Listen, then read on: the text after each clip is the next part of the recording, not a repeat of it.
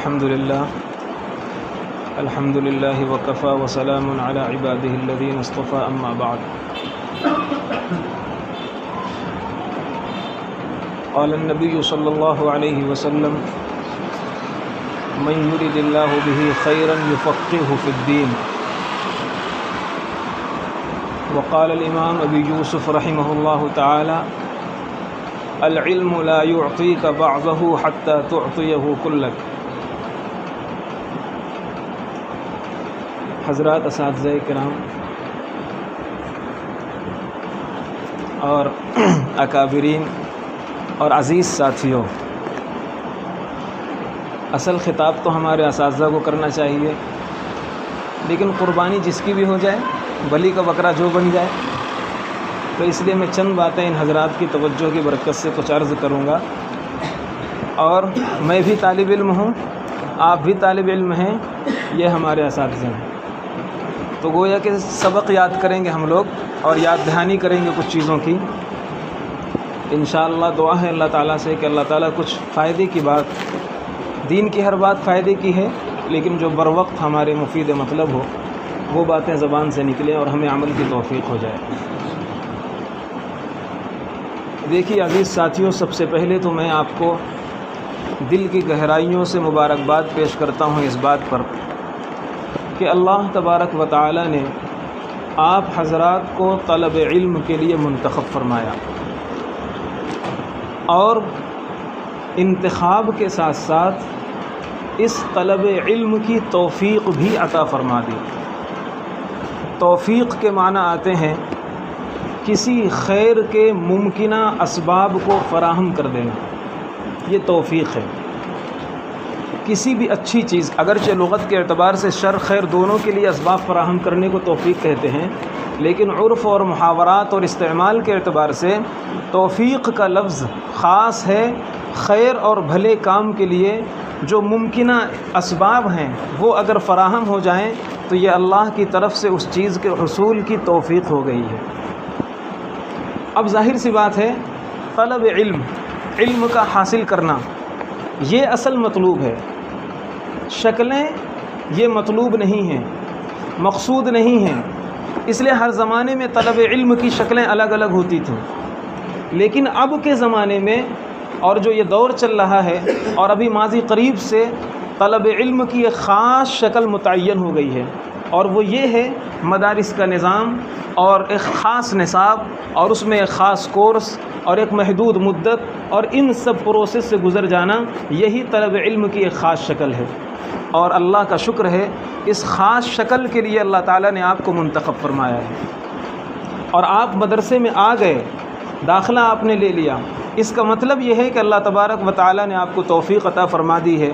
تو میں اس بات پر اللہ خود بھی شکر ادا کرتا ہوں اور آپ حضرات کو مبارکباد دیتا ہوں کہ اللہ تبارک و تعالیٰ نے خیر کی توفیق ہمیں عطا فرما دی ہے. علم کتنی بڑی چیز ہے، کیا فضیلت ہے، ان سب باتوں سے قطع نظر ایک بات صرف عرض کرتا ہوں: ایمان کے بعد سب سے بڑی اور عظیم دولت علم ہے. ایمان کے بعد سب سے عظیم دولت اور سب سے بڑی دولت علم ہے. امام بخاری رحمۃ اللہ علیہ نے اسی وجہ سے اپنی کتاب بخاری شریف کا سب سے پہلا جو باب رکھا ہے وہ باب بدء الوحی اور کتاب الایمان، اور اس کے بعد حضرت نے تمام مصنفین سے قطع نظر کرتے ہوئے علم ہی کا بیان فرمایا ہے. وہاں شراح نے لکھا ہے اس بات کو کہ ایمان کے بعد سب سے افضل ترین نعمت خدا کی جو بندے کو ملتی ہے وہ علم دین ہے. اور علم کا اطلاق از روئے لغت، نالج کے معنی میں، معلومات کے معنی میں، دانستن کے معنی میں، اس معنی کے اعتبار سے تو بہت ساری چیزوں کے جاننے کو علم کہا جائے گا، لیکن حقیقی بات یہ ہے کہ علم نام ہے دین کی معلومات حاصل کرنا، اور دین کا علم حاصل کرنا، اسی کو علم کہا جائے گا. آخر آپ یہ بتائیے، قرآن پاک نے عرب کے معاشرے کو اور عرب میں رہنے والوں کو امی سے تعبیر فرمایا ہے. هو الذی بعث فی الامیین رسولا. امی کسے کہتے ہیں؟ جسے علم نہ ہو. امی کسے کہتے ہیں؟ جسے علم نہ ہو. حالانکہ آپ تاریخ جانتے ہیں اس بات کو کہ عرب کے لوگ وہ تھے جو برجستہ اشعار کہتے تھے، اور چھوٹی چھوٹی بچیاں، ان کے چھوٹے چھوٹے بچے ان کے برجستہ بداہتاً اشعار کہتے تھے. اشعار اتنے بڑے شاعر تھے، لیکن قرآن انہیں کہہ رہا ہے شعر علم نہیں ہے. خطابت ان کے اندر بہت کوٹ کوٹ کر بھری ہوئی تھی، لیکن قرآن کہتا ہے امی ہیں یہ لوگ۔ ان میں سے بہت سے لوگ لکھنا جانتے تھے، سیکھا تھا ان لوگوں نے، لیکن قرآن اس کے باوجود ان کو کہہ رہا ہے علم نہیں ہے۔ علم کب آیا؟ جب اللہ کے پیغمبر صلی اللہ علیہ وسلم علم لے کر آئے۔ بعثت معلما، اللہ تبارک و تعالی نے خاص علم دین رسول اللہ صلی اللہ علیہ وسلم کے سینے میں القاء فرمایا، اور وہ جب علم کا سلسلہ شروع ہوا تب اس امی معاشرے میں علم کی کرن پھوٹی ہے، اور وہ علم سینہ بسینہ منتقل ہوتے ہوتے یہاں تک پہنچا ہے۔ تو عزیز ساتھیو، بات اصل یہ ہے کہ ہم جب اللہ تبارک و تعالی نے ہمیں توفیق عطا فرما دی، اسباب فراہم کر دیے، اب اگر ہم ان اسباب سے فائدہ نہ اٹھائیں اور جیسا چاہا وقت گزار لیا، جس طرح چاہا اپنا ٹائم پاس کر لیا، تو ظاہر سی بات ہے ان اسباب کی ناقدری ہوگی۔ اور توفیق خدا کی طرف سے ایک عظیم نعمت ہے، اور قرآن نے ایک اصول بیان فرمایا ہے وَلَئِن كَفَرْتُمْ إِنَّ عَذَابِي لَشَدِيدٌ۔ اگر نعمت کی کسی بھی نعمت کی ناقدری ہوگی تو دنیا میں بھی اس کا وبال ہوگا اور آخرت میں بھی اس کا وبال ہوگا۔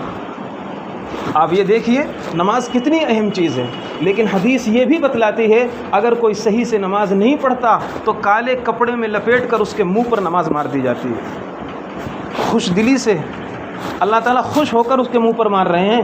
نماز تھی اللہ کو خوش کرنے کے لیے، لیکن بے ڈھنگے پن سے اس نے پڑھا تو اللہ اتنا ناراض ہو گیا کہ اللہ تبارک و تعالیٰ نے نماز ہی کو کالے کپڑے پر لپیٹ کر اس کو مار دیا۔ اس کا مطلب اور ناراض ہو گیا، اس کا مطلب اور ناراض ہو گیا۔ تو ظاہر سی بات ہے کسی چیز کی اگر صورت اپنائی جائے اور حقیقت نہ اپنائی جائے تو اللہ کی نظر میں اس کی کوئی ویلو نہیں ہے۔ ایک آدمی وضو کر رہا ہے، مسجد جا رہا ہے، نماز کی نیت باندھ رہا ہے، اللہ اکبر کہہ رہا ہے، اور شروع سے آخر تک نماز کے ارکان، حرکات، سکنات، رکوع، سجود، قیام، قعود سب کچھ کر رہا ہے، لیکن صورت نماز ہے، حقیقت نماز نہیں ہے۔ صورت نماز تھی، حقیقت نماز نہیں ہے۔ اللہ نے اس نماز کو کپڑے پر مار کر اس کو راندہ درگاہ کر دیا۔ عزیز ساتھیو، اگر ہمارے پاس بھی صرف صورت طلب علم ہو، طالب علم کی صرف صورت ہو، اور طالب علم کی ہمارے اندر حقیقت نہ ہو، تو اللہ ہم سے خوش نہیں ہوگا بلکہ اللہ ہم سے ناراض ہوگا، اور ناراضگی کی شکل یہ ہوگی جو آج ہم اپنے معاشرے میں دیکھ رہے ہیں۔ طرح طرح کی الجھنوں میں گرفتار ہو جائیں گے، طرح طرح کی پریشانیاں، کسی کام کے نہیں رہیں گے، بالکل بیکار وقت زندگی گزرے گی۔ یہ بھی اللہ کی طرف سے عذاب ہے۔ عذاب کی صرف یہی شکلیں نہیں ہوتی زمین دھس جائے، آسمان ٹوٹ پڑے۔ اور یاد رکھو، آج کل شیطان میں درس میں ایک بات کہا کرتا ہوں، ساتھیوں کو ہمارے معلوم ہے کہ شیطان بہت ہوشیار ہے۔ شیطان پہلے تعبیرات بدلتا ہے، اور تعبیرات بدل کے ان کے اثرات بدلتا ہے۔ قیامت قریب آ گئی ہے، انحطاط کا دور ہے، آج کل اتنا ہی کافی ہے جتنا کر رہے ہیں۔ اس کا مطلب یہ کہ وہ موڈ بنا رہا ہے، اس کا مطلب یہ ہے کہ شیطان رس کھول رہا ہے، موڈ بنا رہا ہے۔ قرآن کا ایک جملہ یاد آیا، ان اللہ لا یضیع اجر المحسنین۔ یہاں اللہ تبارک و تعالیٰ نے اس آیت کو کسی زمان کے ساتھ، کسی مکان کے ساتھ، کسی وقت کے ساتھ خاص نہیں فرمایا، عام فرمایا ہے، اور یہ فرمایا کہ جو بھی صفت احسان کے ساتھ متصف ہوگا اللہ تبارک و تعالیٰ اسے ضائع نہیں کرے گا۔ اور عجیب بات ہے قرآن کی بلاغت، یہاں دیکھیے آپ، اللہ تبارک و تعالیٰ یہ بھی کہہ سکتا تھا ان اللہ لا یضیع اجر المجتہدین، اجر العاملین، اجر الشاغلین، اجر السالکین، اور فلاں فلاں بہت سارے اعمال اور اوصاف قرآن بیان کر سکتا تھا، لیکن قرآن نے کسی خاص چیز کا ذکر نہیں فرمایا، صرف ایک لفظ ذکر فرمایا اور اس میں تمام چیزوں کو دائر کر دیا، سب سمیٹ لیا۔ کیا؟ کوئی بھی محنت ہو، کوئی بھی محنت ہو، احسان کے ساتھ ہونی چاہیے۔ اور احسن یحسن، احسان کے معنی آپ جانتے ہیں، کسی چیز کو اچھا بنانا۔ اور یاد رکھیے، اچھی جو چیز بنتی ہے اس میں دو چیزیں ہوتی ہیں، ذات اور صفات۔ کوئی بھی چیز جب اچھی بنے گی، اگر کسی چیز کا ڈھانچہ ہی نہ ہو، شے اچھی نہیں بن سکتی، اور اگر ڈھانچہ ہو لیکن اس میں تزئین کاری نہ ہو، اس کے اچھے اوصاف نہ ہو، تو بھی وہ چیز اچھی نہیں بن سکتی ہے۔ تو اگر ہم طالب علم اچھے بن جائیں گے، اگر ہم صحیح طالب علم بن جائیں گے اور اچھے طالب علم بن جائیں گے، تو اچھے طالب علم بننے سے اللہ تعالی ہمیں ضائع نہیں کرے گا۔ اور اچھے طالب علم بننے کے لیے ذات تو آپ نے اختیار کر لی، کیا؟ طلب علم کی حقیقت، طلب علم کی صورت یہ پائی گئی کہ آپ مدرسے میں آ گئے، یہ طلب علم کی ذات ہے، لیکن اگر اس طلب علم کی ذات کے ساتھ طلب علم کے اوصاف شامل نہ ہوں تو یاد رکھیے، خود میں نے ابھی بتایا کہ صورت محض صرف صورت ہو اس کا کوئی فائدہ نہیں ہوتا۔ مجھے یاد ہے ہم لوگ یہاں پڑھتے تھے، فلسطین کے ایک عالم آئے تھے، مسجد میں بیٹھ کر ان کا بیان ہوا تو انہوں نے ایک مثال دی تھی، مجھے یاد آ رہی، میں وہ بات عرض کرتا ہوں آپ کے سامنے۔ اسی صورت اور حقیقت کو انہوں نے سمجھایا تھا اور یہ فرمایا تھا کہ صورت الجاموس، عربی میں بیان کر رہے تھے وہ، کہ اگر بھینس کا نقشہ بناؤ، بھینس کی تصویر بناؤ اور دودھ بالٹی میں گرتا ہوا دکھاؤ اور بالٹی کو دودھ سے بھرا ہوا دکھاؤ تو کیا اس دودھ سے چائے پی سکتے ہیں آپ؟ انہوں نے فرمایا تھا اس دودھ سے آپ فائدہ نہیں اٹھا سکتے، صرف تھوڑی سی آنکھوں کی ٹھنڈک حاصل ہو جائے گی، دیکھنے والے بادی النظر میں سمجھیں گے ہاں بھائی دودھ ہے بس، لیکن اس دودھ کے جب استعمال کا موقع آئے گا تو پھر وہ استعمال نہیں ہو سکتا۔ اگر ہم مدرسے میں آ کر کے صرف صورتاً طالب علم بن کر رہیں گے تو ہم بھی سمجھتے رہیں گے طالب علم ہیں، باہر والے سمجھتے رہیں گے طالب علم ہیں، لیکن جب اس طالب علم کے استعمال کا موقع آئے گا تو اس کا سر درد دینے لگے گا۔ امام صاحب چلیے نماز پڑھیے کہ پیٹ میں درد ہو رہا ہے، ایسا کر لیجئے۔ ظاہر سی بات ہے جب اس علم کے استعمال کا موقع آئے گا یہ استعمال نہیں کر سکتا، کیونکہ صورت کبھی استعمال نہیں ہو سکتی۔ اسی طرح آپ اعمال شرعیہ کو دیکھ لیجئے، اگر صورتاً اعمال شرعیہ آدمی کرتا رہتا ہے، کل قیامت کے میدان میں لے کر جائے گا، غبار ہے غبار، حباء منصورہ، بیکار ہو جائیں گے اور اعمال کا ترازو پر کوئی وزن باقی نہیں رہے گا، کیونکہ صورت ہے اور صورت جب استعمال کا موقع آتا ہے تو حقیقت ظاہر نہیں ہوتی اس کی۔ اس لیے آپ نے جب طلب علم کی راہ کو منتخب کر لیا ہے تو اب اس کے لیے تھوڑا سا آپ کو اس کے اوصاف بھی شامل کرنے پڑیں گے، اور سب سے بس بہت تھوڑی سی بات رہ گئی ہے، اور سب سے بنیادی جو وصف ہے وہ چند چیزیں ہیں، اگر آپ اس کو شامل کر لیں گے تو آپ محسنین میں شامل ہو جائیں گے، اور جب محسنین میں شامل ہو جائیں گے تو خدا آپ کو غارت نہیں کرے گا، نہ دنیا میں نہ آخرت میں۔ اس میں سب سے پہلی چیز ہے اخلاص نیت۔ محسن بننے کے لیے سب سے پہلی چیز ہے کہ ہم طلب علم کیوں کر رہے ہیں، ہماری نیت کیا ہے؟ آپ کہیں گے کوئی نیت نہیں ہے، سیدھا سا جواب یہ ہوگا کہ ہماری کوئی نیت نہیں، وہ مدرسے میں آ گئے پڑھ رہے ہیں۔ مجھے یاد آیا حضرت مولانا علی میاں ندوی رحمۃ اللہ علیہ نے ایک جملہ لکھا، بہت شاندار جملہ ہے۔ حضرت نے فرمایا اس وقت مسلمانوں کا جو نقصان ہو رہا ہے بد نیتی سے اتنا نقصان نہیں ہو رہا جتنا بے نیتی سے ہوتا ہے۔ فرمایا بد نیتی سے، میں ابھی مثال دے کر سمجھاتا ہوں اس کو، بد نیتی سے اتنا نقصان نہیں ہوتا جتنا بے نیتی سے ہو رہا ہے۔ آپ دیکھیے صبح سے لے کر کے شام تک عبادت کے نام پر ہم کتنا وقت دیتے ہیں۔ آپ تمام نمازوں کو جوڑیں، اگر قرآن کی تلاوت کو اگر جوڑیں 2 گھنٹہ 3 گھنٹہ بہت کھینچ کر، باقی جو ہمارا وقت برباد ہو رہا ہے اور عبادت نہیں بن رہا، بے نیتی کی وجہ سے بن رہا ہے، بے نیتی کی وجہ سے۔ اور اہل اللہ جو اہل اللہ ہوتے ہیں، ایسا نہیں کہ انہوں نے بہت عمل کر لیا، رات بھر شب بیداری کرتے ہیں، کبھی کوئی اور کام کرتے نہیں، سب کام کرتے ہیں، اسی دنیا کے کاموں کے ساتھ وہ مشغول ہوتے ہیں، بس فرق یہ ہوتا ہے وہ بے نیت نہیں ہوتے، ہم بے نیت ہوتے ہیں۔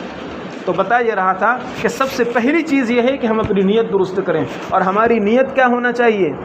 علم کے حاصل کرنے کے لیے کیا ہونا چاہیے؟ اللہ کی رضا، اللہ کی رضا کے لیے ہم یہاں پر آئے ہیں۔ اور اگر کسی کی کوئی نیت نہ ہو تو ابھی کر سکتا ہے، کسی کی کوئی نیت نہ ہو تو ابھی کر سکتا ہے۔ ایک فون آیا اور داڑھی اچھی خاصی، پہلے داڑھی نہیں رکھتا تھا وہ، اور داڑھی رکھنا اس نے شروع کر دیا، تھوڑی بہت داڑھی ہو گئی، اور پھر اس کے بعد داڑھی تھوڑی بہت ہو گئی، ملاقات ہونے لگی، پھر میں نے ایک دن دیکھا کہ ایک دم داڑھی چھوٹی ہو گئی، بالکل کہ ایک دم کٹا لیا انہوں نے اور داڑھی ختم کرا لیا۔ میں نے پوچھا کیا بات ہے بھائی، یہ کہ فرق کیوں ہو رہا ہے؟ تو کہنے لگے مفتی صاحب اصل میں نے داڑھی رکھنے میں اللہ کی رضا کی نیت نہیں کی تھی، اس لیے داڑھی صاف کر دی، اب نیت کر کے پھر رکھوں گا۔ میں نے کہا کمال ہے، جو عمل مستمر ہوتا ہے، جو عمل ایسا ہوتا ہے جو مستقل چل رہا ہے، مستمر ہے، پائیدار ہے، اس میں از سر نو عمل کرنے کی ضرورت نہیں، درمیان عمل کبھی بھی نیت کر لے کافی ہے۔ داڑھی ایک ایسا عمل ہے جو مستمر ہے، ہمیشہ نکلتے رہتا ہے، بڑھتے رہتا ہے، اس کا کوئی خاص وہ نہیں کہ ابھی بڑھے گا ابھی گھٹے گا، ایک مستمر عمل ہے، اس میں وہ کبھی بھی نیت کر لیتا کافی ہو جاتا۔ طلب علم ایک مستمر عمل ہے، جب آپ آ گئے مدرسے میں اور طلب علم کی راہ میں لگ گئے، اب یہ مستمر عمل ہے، جس وقت آپ نے نیت کر لیا آپ محسن میں شامل ہو جائیں گے۔ اس لیے اگر پہلے کوئی نیت نہیں تھی آپ کی، نو ٹینشن، ابھی کیجئے، ہم اللہ کی رضا کے لیے اور اللہ کو خوش کرنے کے لیے علم دین حاصل کر رہے ہیں۔ نظام الملک طوسی کا نام سنا ہوگا آپ لوگوں نے، بغداد کے اندر اس نے حکومت کے خرچ پر ایک بڑا سا مدرسہ بنوایا، 500,000 سے زیادہ بچے پڑھ رہے تھے، بہت زیادہ بچے تھے، طلبہ کی تعداد تھی، اور بڑے بڑے لوگوں کے بچے تھے، قاضیوں کے بچے، اس وقت شیخ الاسلام کے بچے، مفتیوں کے بچے، بڑے خاندانی قسم کے اور رئیس زادہ قسم کے بچے وہاں پڑھ رہے تھے۔ بادشاہ نے سوچا میں نے اتنا بڑا یہ سب مدرسہ بنوا دیا ہے، دیکھوں تو آخر وہاں ہوتا کیا ہے، کام کیا چلتا ہے۔ اس نے ایک مرتبہ بھیس بدلا اور بھیس بدل کر وہ مدرسہ پہنچا۔ ایک بچہ، چند بچے پڑھ رہے تھے، ان سے پوچھا بھائی کیوں پڑھ رہے ہو، کیا نیت ہے تمہاری، کیا مقصد ہے؟ اس نے کہا ہمارے ابا قاضی ہیں، میں ان کا نائب اور جانشین بنوں گا اور میں بھی قاضی بنوں گا۔ کسی نے کہا میرے والد شیخ الاسلام ہیں، ان کا عہدہ کون سنبھالے گا؟ اگر میں اس لائن کو نہیں اختیار کرتا، میں دوسری لائن اختیار کر لیتا، ان کا عہدہ کون سنبھالے گا؟ ان کی جاگیر کون سنبھالے گا؟ اس طرح مختلف جوابات اس کو ملتے رہے۔ اور بادشاہ بھی اس زمانے میں اہل اللہ ہوتے تھے، دیندار ہوتے تھے، سمجھتے تھے دین کیا ہے، دنیا کیا ہے۔ سمجھ گیا وہ کہ میرا یہ سب کام دین نہیں دنیا بن رہا ہے، چیز تو دنیا از خدا غافل بدن، نئے قماش و نقر و فرزند و زن۔ دنیا کہتے ہیں جو چیز خدا سے غافل کر دے وہ دنیا ہے، ساری نیتیں دنیا ہیں۔ یہ قاضی بننے کے لیے، یہ عہدہ سنبھالنے کے لیے، یہ فلاں بننے کے لیے، یہ کام کرنے کے لیے، سب کی نیت دنیا ہے۔ تو جب سب کی نیت دنیا ہے، پڑھانے والے، پڑھنے والے، ادارہ، خرچہ سب بیکار ہو گیا۔ اس نے فیصلہ کیا اب یہ مدرسہ میں ختم کرا دوں گا اور بند کروا دوں گا، یہاں کوئی پڑھائی وڑھائی نہیں ہوگی۔ اتفاق سے واپس ہوتے ہوئے ایک بوسیدہ حالت میں، قسم پرس حالت میں، ایک بیچارہ طالب علم کتابوں پر گڑا ہوا مطالعہ کر رہا ہے۔ بادشاہ نے سلام کیا، بے رخی سے اس نے جواب دیا، کیوں؟ طالب علم وہ ہے جو ماعدہ سے ممتاز، ماعدہ سے بالکل مستغنی ہو جاتا ہے، نہ ادھر کی فکر ہے نہ ادھر کی فکر ہے، اسے اپنی کتاب اور اپنے علم کی فکر ہے۔ یہی ہونا چاہیے۔ اور آج کی IPL میچ شروع، بس پڑھائی بند، تو ظاہر سی بات ہے بہت ابھی وہ ہے، بس بات گھوم جائے گی ادھر۔ میں عرض کر رہا ہوں، تو میں یہ عرض کر رہا تھا کہ نظام الملک طوسی آئے اور انہوں نے جب سلام کیا تو بے رخی سے جواب دیا انہوں نے، طالب علم نے، اور کہا کہ پوچھا بھائی بیٹا تم کیوں پڑھ رہے ہو؟ تو اس نے جواب دیا کہ میں بالغ ہوں اور میں شرع کا مکلف ہوں، اور ظاہر سی بات ہے علم کے بغیر میں احکام شرع نہیں جان سکتا، تو میں اللہ کے حکم کو کیسے پورا کروں گا اگر مجھے علم نہیں ہوگا؟ میں اللہ کے حکموں کو پورا کرنے کے لیے علم حاصل کر رہا ہوں۔ نظام الملک نے کہا جب تک دنیا میں ایک بھی اللہ اللہ کہنے والا باقی رہے گا، دنیا کا نظام چلتا رہے گا۔ بزرگوں، دوستوں، جماعت میں سنا ہے نا، جب تک ایک بھی اللہ اللہ کہنے والا باقی رہے گا، اس کا کیا مطلب؟ ایمان کی وجہ سے اللہ نظام عالم چلائے گا، اور ایک بھی باقی رہے گا تو کلی طبعی ایک فرد کے ضمن میں پائی جائے گی، لہذا مومن باقی رہے گا، اور جب مومن باقی رہے گا تو اللہ اس نظام کو چلاتا رہے گا۔ نظام الملک طوسی نے کہا جب تک ایک بھی طالب علم ایسا باقی رہے گا مدرسہ چلتا رہے گا۔ جانتے ہیں اس طالب علم کو؟ دنیا بعد میں اسے امام غزالی رحمۃ اللہ علیہ کے نام سے جانتی ہے۔ وہی امام غزالی رحمۃ اللہ علیہ بنے جن کے علم کے آگے آج علماء سر بسجود ہیں، اور ان کا نام آتا ہے تو تقدس اور عظمت کی وجہ سے نگاہیں جھک جاتی ہیں۔ تو بزرگوں، ساتھیوں، دوستوں، عزیزوں، سب سے پہلے ہمیں نیت درست کرنی پڑے گی کہ ہم اخلاص نیت کے ساتھ اللہ کی رضا کے لیے کام کریں، ٹھیک ہے؟ یہ چیز ہو گئی۔ دوسری چیز جو اس کے لیے ضروری ہے بہت مختصر، وہ یہ ہے ہمیں محنت کرنی پڑے گی، محنت کرنی پڑے گی۔ کوئی چیز بغیر محنت کے حاصل نہیں ہوگی۔ مشہور شعر ہے بقدر القد تکتسب المعالی ومن طلب العلا سہر اللیالی، محنت کے بقدر ہی بلندیاں حاصل ہوتی ہیں۔ ابن عباس رضی اللہ تعالیٰ عنہ کتنی چھوٹی عمر ہے، پیغمبر کے انتقال کے وقت میں ان کی عمر 15-16 سال سے زیادہ نہیں ہے، لیکن آپ دیکھیے حبر الامہ ان کا لقب ہے، بحر العلوم ان کا لقب، ترجمان القرآن ان کا لقب، مفسر امت یہ ان کے القاب ہیں۔ اور بڑے بڑے حضرت عمر رضی اللہ تعالیٰ عنہ جیسا جلیل القدر صحابی خلیفۃ المومنین وہ اپنے بازو میں ان کو بٹھاتے ہیں۔ بڑے بڑے کبار صحابہ بیٹھے ہوئے ہیں، اور اس مسند پر ابن عباس کو بٹھانے پر بعض لوگوں کے چہروں پر ذرا سے تھوڑا سا ناگواری کا اثر ظاہر ہوا کہ ہم اتنے بڑے اور اتنے دنوں سے، اور یہ آج کا بچہ اس مسند پر بیٹھا ہوا ہے۔ حضرت عمر رضی اللہ تعالیٰ عنہ فہیم تھے، دور اندیز، سمجھ گئے ایک سوال کیا جس کا جواب کوئی نہیں دے سکا، اور صرف ابن عباس رضی اللہ تعالی عنہ نے اس کا جواب دیا۔ فوراً حضرت عمر نے آیت پڑھی رضی اللہ تعالی عنہ، یرفع اللہ الذین آمنوا منکم والذین اوتوا العلم درجات، اللہ تعالیٰ جن کو علم دیتا ہے ان کو بلندیاں دیتا ہے۔ ابن عباس رضی اللہ تعالی عنہ سے پوچھا گیا بما نلتا ما نلتا یا ابن عباس جو آپ کو یہ مقام ملا ہے کیوں ملا ہے؟ فرمایا 3 چیزیں میں نے اختیار کی، بلسان سعول وقلب عقول وبدن صبور، اور بعض روایتوں میں وبدن دؤوب کا لفظ ہے کہ میرے اندر 3 خدا اللہ تعالیٰ کی 3 نعمتیں میرے اندر تھیں۔ ایک تو یہ تھا کہ میں اپنے استاد سے پوچھنے میں اور حدیث سمجھنے میں اور جا کر کے علم حاصل کرنے میں نے کبھی جھجک محسوس نہیں کی، میں نے کبھی عار محسوس نہیں کی، میں نے کبھی یہ نہیں سوچا کہ یار چلو بعد میں پوچھ لیں گے۔ جب موقع آیا میں پہنچ جاتا تھا۔ دوپہر کا وقت، گرمیوں کی کڑاکے اور ہر سخت قسم کی گرمی، اور ایسا کہ لو چل رہی ہے، ہوائیں ریت اڑا رہی ہیں۔ ابن عباس رضی اللہ تعالیٰ عنہ، استاد کا ادب کیا ہوتا ہے دیکھیے، ابن عباس رضی اللہ تعالیٰ عنہ جاتے تھے صحابی کے پاس، صحابہ کے گھر میں، اور اندر نہیں گھستے تھے، آرام کا وقت ہوتا تھا۔ عربوں میں وہ آرام کا وقت ہوتا تھا، اسی لیے استیزان کو قرآن نے قبل الظہیرہ بھی کہا ہے۔ استیزان جو 3 وقت میں ہے وہ عربوں کے ماحول کے اعتبار سے بھی کہا گیا ہے، کیونکہ قبل الظہیرہ وہاں آرام کا وقت ہوتا ہے۔ خیر بہرحال وہ دوپہر میں جاتے تھے اور جا کر کے چادر بچھا کر کے دروازے کے باہر بیٹھ جاتے تھے، اور کبھی لیٹ جاتے تھے۔ لو چل رہی ہے، ریت اڑ کر کے ان کے اوپر بدن پر آ رہا ہے، تمازت اور تپش اور شدت کی گرمی کی وجہ سے پسینہ پسینہ ہو رہے ہیں، لیکن مجال ہے کہ استاد کے ادب و احترام کی وجہ سے کنڈی کھٹکھٹائیں۔ جب وہ نکلتے ہیں نماز کے لیے یا کسی ضرورت کے لیے، کہتے ہیں ابن عباس آپ تو نبی کی قرابت کا واسطہ، آپ کو دروازہ کھٹکھٹا کے اندر آنا چاہیے، آپ شرمندہ کر رہے ہیں ہمیں۔ کہنے لگے نہیں، میں طالب علم بن کر آیا ہوں، آپ میرے استاد ہیں۔ تو ابن عباس رضی اللہ تعالیٰ عنہ فرماتے ہیں میں نے علم اس طرح حاصل کیا ہے کہ میں ہر طرح جا کر کے حاصل کرتا تھا۔ ہم سمجھتے ہیں صحابہ ایسے ہی صحابہ ہو گئے۔ بخاری شریف کے اندر ہے رحل جابر بن عبداللہ الی عبداللہ بن انیس فی حدیث لہ، ایک حدیث کی وجہ سے حضرت جابر رضی اللہ تعالیٰ عنہ نے 1 مہینے کا سفر کیا، یعنی 1500 کلومیٹر، یہاں سے لکھنؤ تقریباً 1500 کلومیٹر کا سفر کیا، اور اس زمانے میں سفر اونٹ پر ہوا کرتا تھا، پریشانیوں کے ساتھ ہوا کرتا تھا، ہر طرح کی دقتوں کے ساتھ ہوا کرتا تھا۔ ایک حدیث پوچھا اور پوچھ کر کے واپس آ گئے۔ آپ دیکھیے کس طرح، اور طالب علم کو یہاں کتاب نیچے طالب علم رہ رہا ہے، کتاب نہیں سمجھ میں، استاد کے پاس صرف اوپر آنا ہے، جانے تو نہیں جائیں گے، کل دیکھیں گے۔ تو اس لیے دوسری چیز آپ کو کرنی ہے محنت، جہد مسلسل۔ کنت بلیدن یا ابا یوسف اخرجت کل مواظبہ، ابو یوسف تم کن ذہن تھے، تمہاری مسلسل محنت نے تم کو یہ مقام دیا ہے۔ تو اس لیے دوسری چیز ہے محنت، اور تیسری چیز ہے جو مختصر سی رہ گئی ہے ادب و احترام۔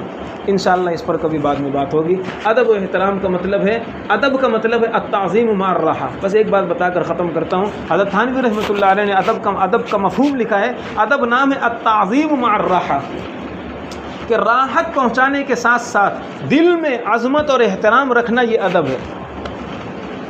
اب آج کل کی صورتحال یہ ہے کہ استاد طالب علم بالکل بلی بن جاتا ہے اور پیٹھ پیچھے گالی دیتا ہے، اور اس کو ادب سمجھتا ہے۔ یہ ادب نہیں، یہ صورت ادب ہے۔ میں بتا چکا ہوں صورت کبھی نافع نہیں ہوتی، حقیقت نافع ہوتی ہے۔ ہمارے پاس ہر چیز بدل گئی ہے، تکلف آ گیا ہے، اور صحابہ اقلہم تکلفا، مسلم کی روایت ہے، تکلف آ گیا ہے، اور صورت ادب کو ہم نے ادب نام رکھ دیا، ادب نکل گیا ہے۔